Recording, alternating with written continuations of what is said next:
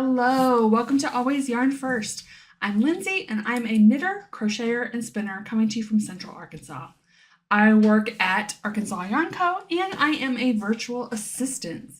So to stay updated on my latest yarn adventures, you can follow me on Instagram and Ravelry as Always Yarn First.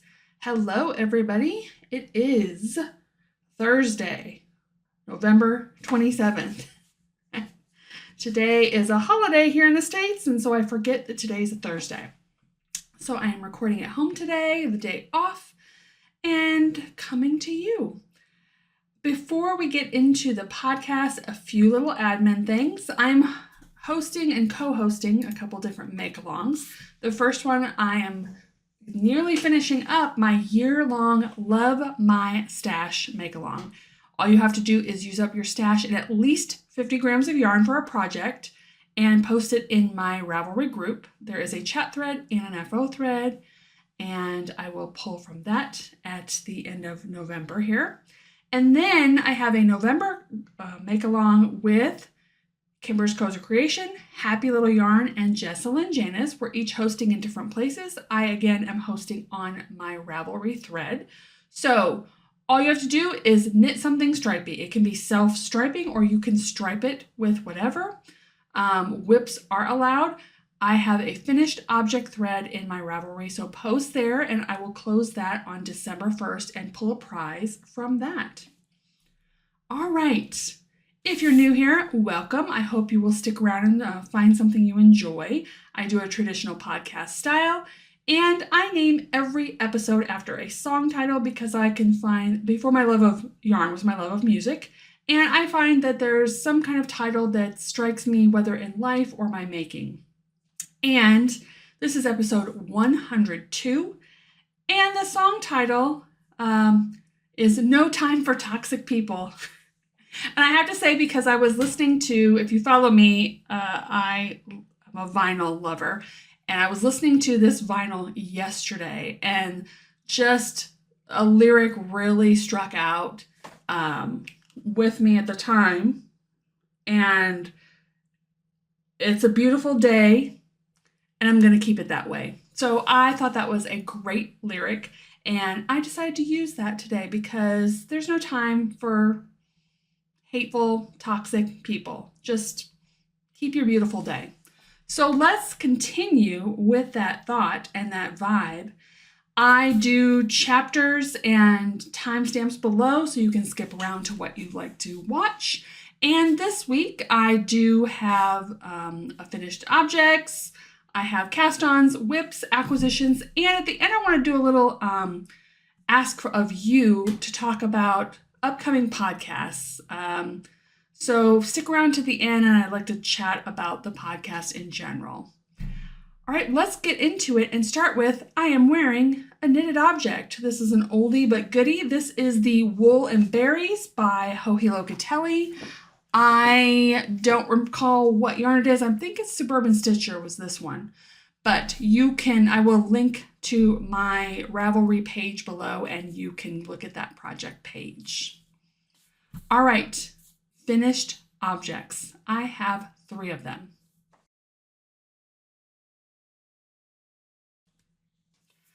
I only have one here. Well, technically I have the second one around somewhere, but I just went in the kitchen and looked for it and couldn't find it.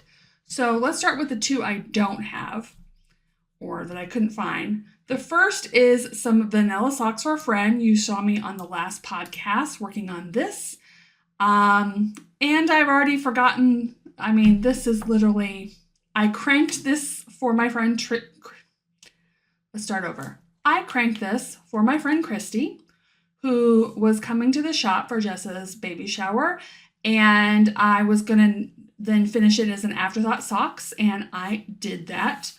I don't remember the yarn because immediately after I cranked it, I could not find the ball band. I do know it was Long Dog Yarns is the main color. And then I'm pretty sure both of the minis is just Arkansas Yarn Co. and the high twist base that I used. But those are done. Christy took those home with her. And then the other one I couldn't find this morning is my Harvest Cup Cozy.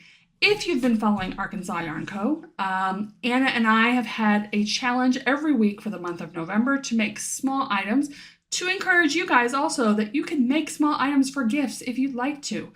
So we did the Cup Cozy and I finished mine. The pattern I used was Harvest Cup Cozy by Janet Pippin. And I used Knit Picks Dishie, what I had, and I don't remember the colorway. So that is somewhere. Last I saw it was in the kitchen, and I cannot find it now. So, typical. The third finished object was the last of our challenge, which I do have here. And you have to pardon my blue fingers. I was having an issue with my nail polish and I had to redo a couple nails. And then I thought this would wash off, which it will, but you know, the polish is okay on my nails now, but I also have like messed up polish on my fingers. So I made Easy Fingerless Mitts by Maggie Smith. I used Illimani Amelie yarn in the colorway navy. These are so nice. So nice. They're so warm. These are going to be perfect for work because I find my hands sometimes get cold. And when I'm doing computer work, I can't be like rubbing them or putting them in my pocket. So I need to have something on. So these are probably going to live in my work bag. So I make sure that I always have them when I'm at work. These are so good. Very easy pattern. You could totally whip these up if you want to make these for yourself or for a gift. Definitely recommend. I highly recommend this yarn. It's so good. Here's kind of a close up. And you know, you could do more like, if you're familiar with doing fingerless gloves, I have another pattern I like. This one just basically binds off and doesn't do any height on the thumb, but you could add more. It's kind of hard to tell which is the top or bottom because I did make the top a little taller. But yeah, love these. And I did win, by the way, in case you're curious. So the first week and the third week, Anna won the race to the finish, and the second and fourth week, I won. So we ended the month up tied, which is fun. But we both won because we got a lot of finished objects. Like the first week I made 3 hats. I made 1 headband. What was the third week? The third week was the Cup Cozy. I just made 1, and then the mitts. I didn't start, I was planning on maybe starting a cowl, but I hadn't technically started that. So I have quite a bit of finished objects for the month though. So that was great. We will probably do that again because a lot of people enjoyed watching us race. But we'll give it a rest for a little bit and then see what we come up with to race. All right, so that is the it of my finished objects. Let's get into my couple of cast-ons.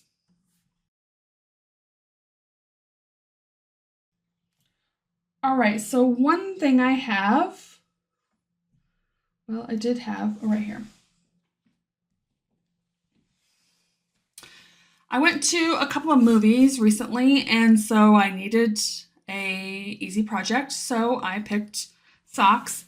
And the first movie I did go see was Wicked, and I had this, which is Wicked colorway. This is Knit Picks Felici. You'll see I had a little bit of disaster because you see some yarn was ripped back. These socks don't look great. They're not my best work, I will admit. But knowing that these are going to be just for me, I'm leaving them as is. So don't come at me for how not tidy they look. So I just did a cast on from the toe up, and then I took this to the movie, and there definitely was some tension issues on the side. Again, I can live with it, and it'll look a little better once I wash them the first time. But I will say this morning, so I took it to a second movie, and that was just a hot mess. It was a hot mess. So all of this yarn you see here, this was actually knit up. but it was so bad. Like, I'm like, okay, I cannot do it. So I ripped this back this morning to here. So there was quite a bit more knit up, but I was like, okay, I cannot live with that. So I just cleaned it up to the point where I could live with, and here I am. I think that you're seeing all of the colors because I think I'm about ready to start with this kind of like bluish green right here. So you're seeing all of the colors done.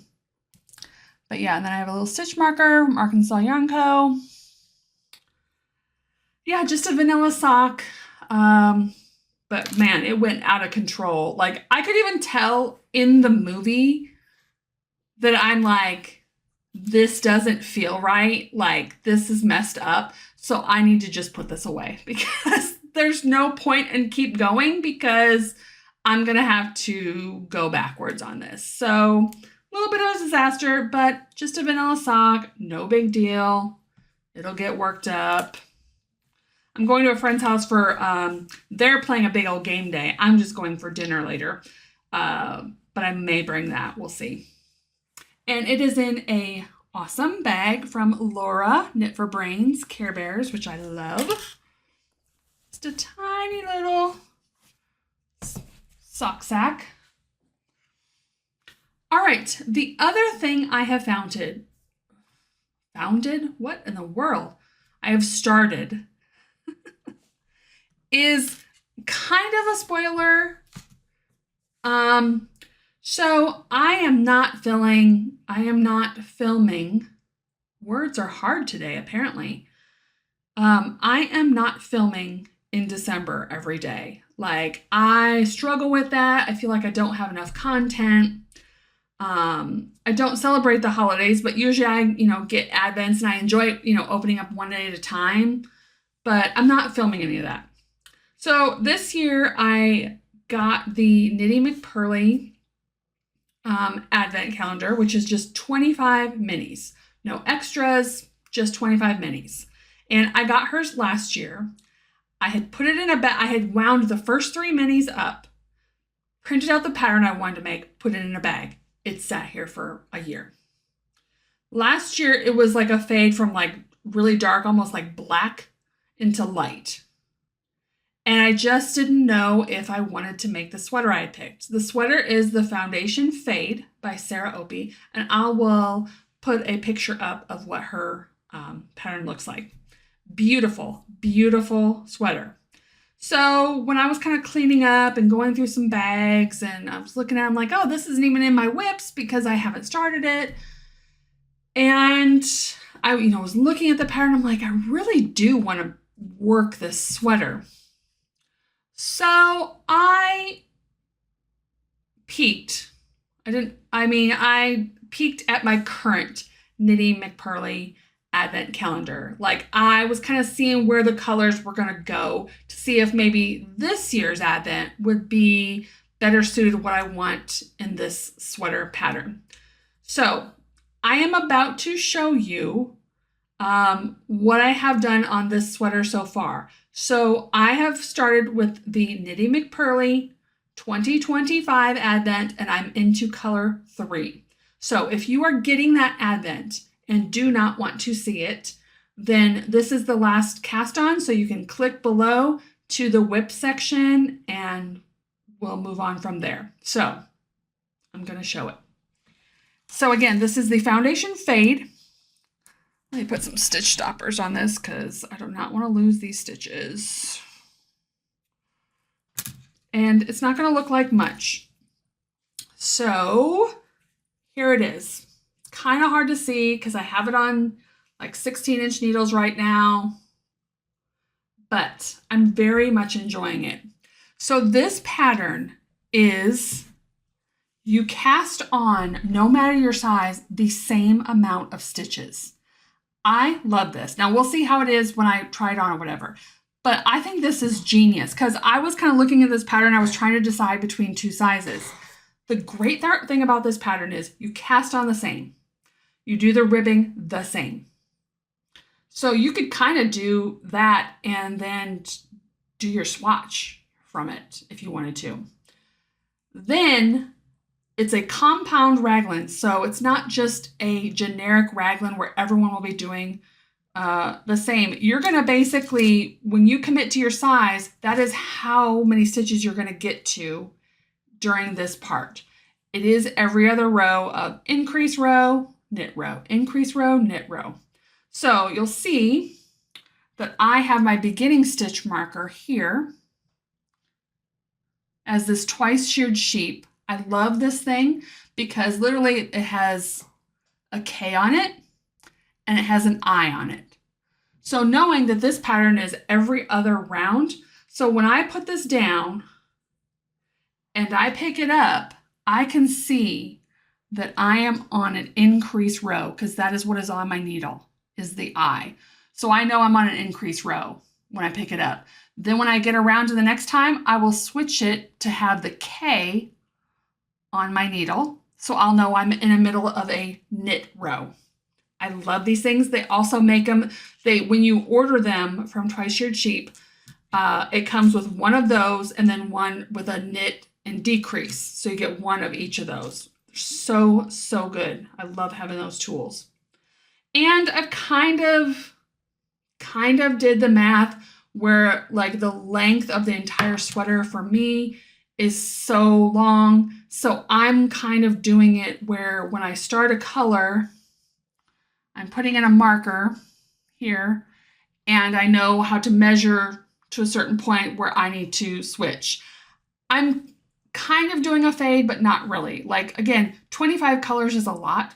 So when I get to the point where it's time to switch colors, what I'm doing is like right now I'm in color 3. So if it's time to switch to color 4, I'll do one round of color 4, round of color 3, round of color 4, 3, and then all 4. So I'm basically doing every other for 2 sets and then moving on to the next color. And so far, here's kind of an idea of the color. It's really lovely. I'm very excited.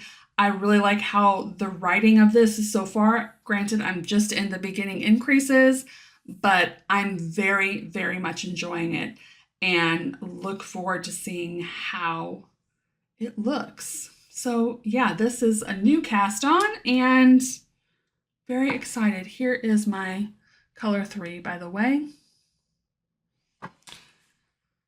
All right, that is all of my new cast-ons. I just have a couple of whips, so let's go on to those.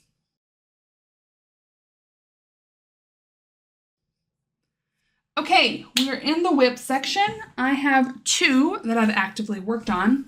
One that I actually haven't touched for a week. Like, this was kind of my go-to project, and then it's like, I don't know if I started the sweater and like forgot about this. Are you like me and sometimes it's wherever you put your project at, you can instantly forget something. Like this was on my sofa. So it's like, oh yeah, I'm going to grab that at night or I'm going to grab that and stick in my work bag. But if I put it away and I have something else on the sofa, then it's like this doesn't exist in my mind anymore until I make myself think about it. So this is in a Yarn Yay bag and this is my One Love. It was a mystery shawl, but it is completed, done. I am not done.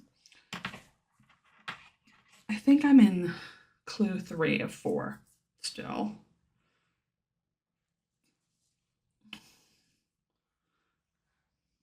Here it is. I love the color. This is Hot Boheme Mimi Fingering Base in the colorway The Never Ending Story. This was a one skein, beautiful project I had, or beautiful yarn I'd gotten from DFW a few years ago. My stitch marker. All right, and not much to say about this. I'm just kind of, like I said, I haven't done it in like a week, but I definitely am going to finish it. It's basically just garter and then a lace section, garter, then a lace section. So if you want just a little bit of a challenge so that your mind's not bored, this is a great project, especially if you have a one skein, super special skein that you don't know what to do with. I always love a Hohi one skein project. So yeah, that, like I said, hasn't got any love for the last week, but right after I podcast, I was still pretty regularly working on this one. All right, last project is in my Rugrats bag that I got from the Bob and Weave that I love. I kind of on theme with my song choice of this week. Just some crappy things happened the last couple weeks. You know, life, it is what it is.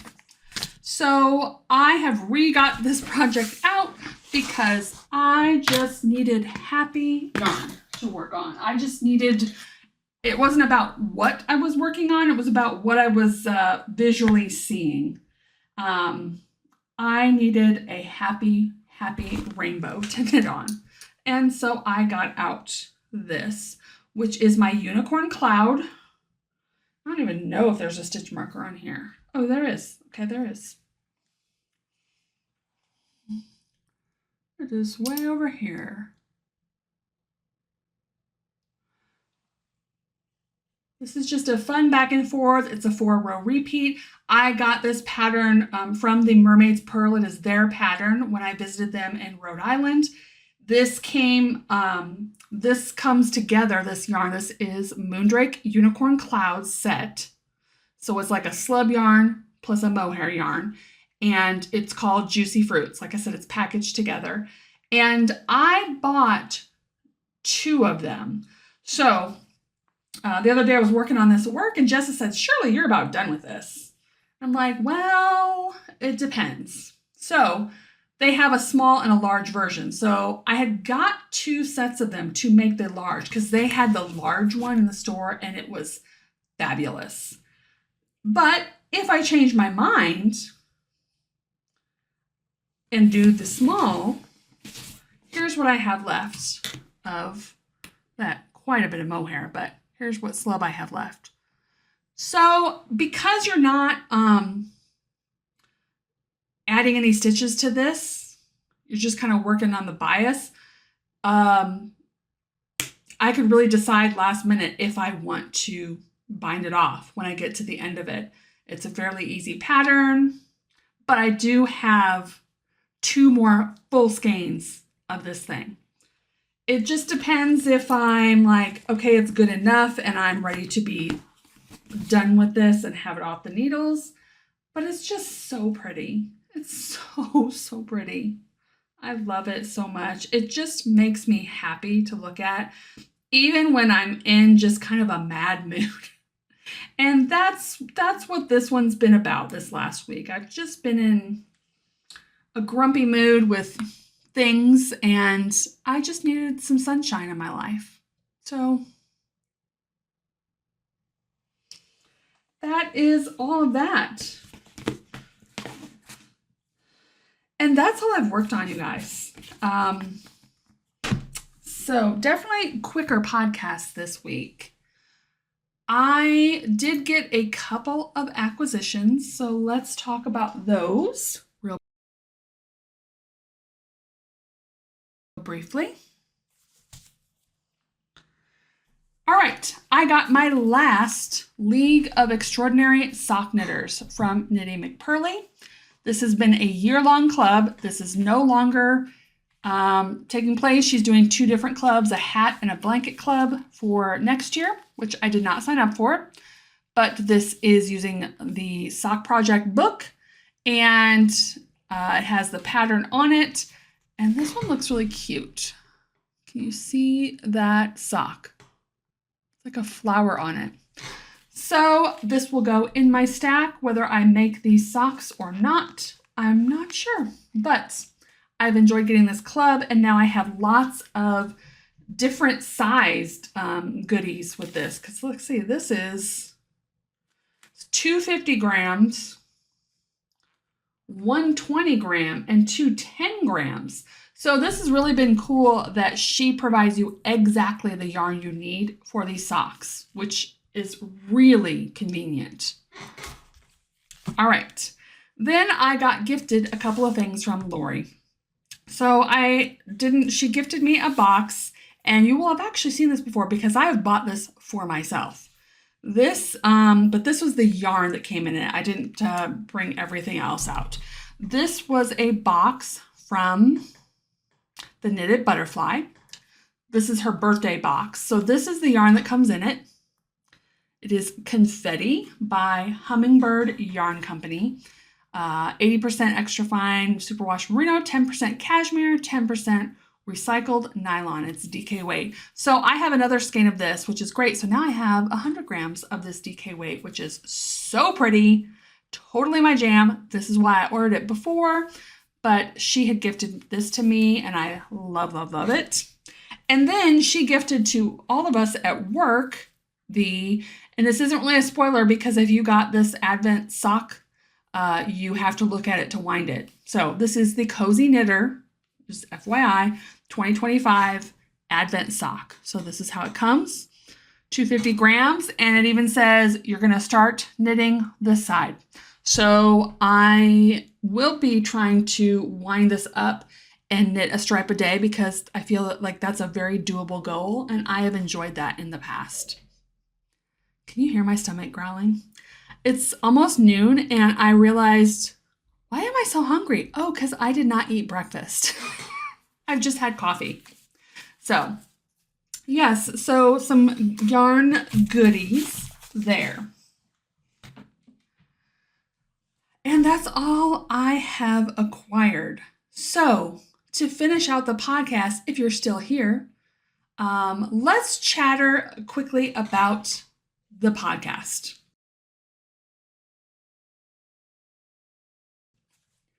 So I am about a week or 2 weeks away from my 4-year anniversary of podcasting. I still love podcasting. Very rarely do I have a week where I'm like, I can't do it, just mentally cannot. But usually I try to be very regular on here with my podcast. I love a traditional podcast style. I am not one, I watch a lot of podcasts, so I am not a big fan of this is what I made in a year, or this is here for this festival, or whatever. That's just me. I like the everyday, I like to see, what have you been making the last week? What have you been able to get done in the last week? I'm always curious about that. I mean, everyone's situation is different, but that's what I enjoy. But having said that too, I always love the turn of a new year or a month or a week. I am definitely one of those to-do list girls. Fresh new day, a fresh new week, a fresh new month, a fresh new year. So I have been thinking about, okay, maybe switching up the music intro. I think I did that last year also, just picking a different song to keep it lively. But I'm really curious. I would love to get your input on, if you're a regular podcast watcher, what kind of things you like. And I'm not saying that I'm going to change it to what, every single person likes. I have to like it because it's my channel. But I would love to know what things you really enjoy, what things that you sometimes will skip on a podcast. Do you like seeing acquisitions? Do you like seeing them kind of generally so? I like acquisitions.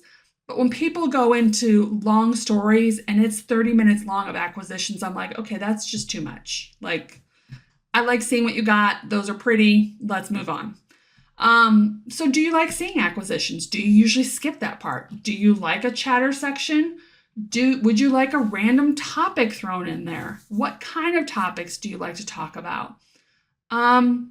Just kind of general stuff like that. I would love to have your input going forward, just because I'm starting to question what to add, what to change going forward. Like I said, I do like a traditional podcast style. So in general, the podcast isn't going to be extremely changing. I like showing my finished objects, what I've started, what I've cast on, things like that. And I'm kind of also wavering on make-alongs. So make-alongs are fun to host. They're definitely, but for me, the make-alongs for me is more the interchange with the people. I've noticed the last few years I've done make-alongs where I do prizes every month, which is great that I'm able to do that. But I'm not always able to do that. And I appreciate a prize, but only one person's going to win for each thing. So statistically, most people are not going to win a prize. For me, the make-along is more about the interaction of it. And I've really realized that this month when Anna and I were doing our race to the finish with our small projects, because we did not have prizes. But we had so many people come into the store and be like, who won this week? And just interacting with us and are just excited to like be along like, oh, I did it. I cast on a hat. So many comments like that. And I enjoyed that so much more than just kind of generically, people finishing something, not talking about it, and then I give a prize away. Like I said, I'm just questioning all of that in general. So I would love some input on what you think. I mean, of course, we all love free stuff. So who doesn't love prizes? Of course, I know that. But I, as a maker, just enjoy the interchange with you much more. It's more gratifying to me than just generically giving a prize. So I'm just questioning it all. I would love your input. Please input below. Feel free to message me on Ravelry or Instagram if you'd rather, or email me at alwaysyarnfirst@gmail.com. If you made it this far on the podcast, as always, I appreciate you so much. I hope everyone is safe and enjoying their time, and I will see you hopefully in 2 weeks.